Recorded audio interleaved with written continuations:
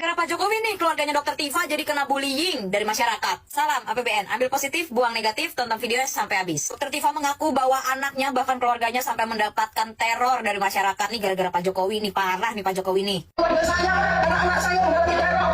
Jujur ya, sebenarnya gue nggak tahu ya anak-anaknya Dokter Tifa siapa aja, keluarganya Dokter Tifa itu seperti apa dan siapa gitu, gue nggak tahu. Bahkan gue sampai detik ini aja masih bertanya-tanya sebenarnya Dokter Tifa itu dokter beneran, dokter-dokteran, atau dia dicap sama masyarakat sebagai dokter, atau beliau ini dokter apa? Kan gara-gara Dokter Tifa ngomong kayak gitu, gue jadi penasaran anak sama keluarganya tuh siapa aja. Akhirnya gue searching. Lagi pula kalau dipikir-pikir, ini Dokter Tifa nih lucu ya. Dia duluan yang ngubek-ngubek keluarganya Pak Jokowi gitu. Sekarang giliran keluarganya diubek-ubek sama masyarakat, dianya ngerasa terzolimi, ngerasa tersakiti, ngerasa nggak terima. Jangan sampai yang dilakukan oleh Joko Widodo ini menyalahgunakan kekuasaan de facto yang masih dimiliki.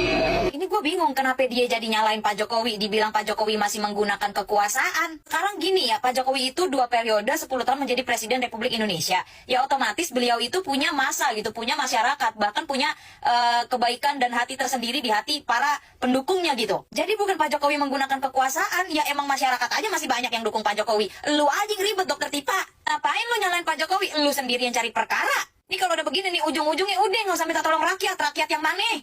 Sebagai seorang muslim, saya juga berpegang teguh pada firman Allah. Bahwa kita bukan sekedar bisa, tapi kita punya kewajiban untuk menegakkan kebenaran dan keadilan dengan penuh keberanian.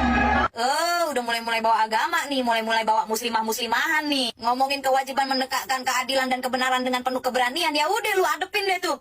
Lu adepin deh. Teriak-teriak ngomongin keadilan, ada. Terus gimana keadilan untuk Bapak Jokowi yang selama ini Anda injak-injak? Keadilannya di mana? Dokter Tifa baru akhir-akhir ini aja muncul, baru akhir-akhir ini aja dapat teror, akhir-akhir ini dihujat, digoreng jadi bulan-bulanan netizen. Gimana Pak Jokowi 10 tahun? Gue yakin Pak Jokowi sakit hatinya lebih besar daripada si Dokter Tifa ini, tapi Pak Jokowi diem. Baru belakangan ini tuh ya, Pak Jokowi ngambil tindakan gitu. Baru kali ini, selama ini dia diam. Sekarang Dokter Tifa teriak-teriak, anak saya tidak salah apa-apa, dapat teror, bla bla bla bla bla. Lah itu yang selama ini dirasakan sama anak-anak Pak Jokowi, dokter. Saya setuju Dokter Tifa kalau kita harus menegakkan kebenaran dengan keberanian, setuju. Tapi dengan cara yang benar, Bu. Bukan dengan cara memfitnah, menebar kebencian. Bukan dengan cara memaki dan menginjak-injak harga diri seseorang. Ini dia Dokter Tifa, dokternya dari mana sih? Kuliahnya di mana sih? Kata gua kok nggak mencerminkan seperti seorang dokter gitu, tidak berwibawa seperti seharusnya seorang dokter gitu. Gua tahu ya kalau Dokter Tifa itu pendukung kubu sebelah gitu, pendukung Abah gitu. Cuma maksud gua kayak kok sampai separah ini gitu loh, sampai perang dunia ketiga aja membutuhkan si Abah gitu. Kalau Anies sejati itu, Tifa itulah.